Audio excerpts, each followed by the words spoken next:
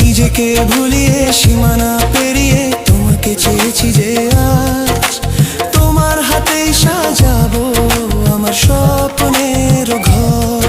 আমি তোমার প্রেমে পড়ে দুনিয়া ভুলে গেছি।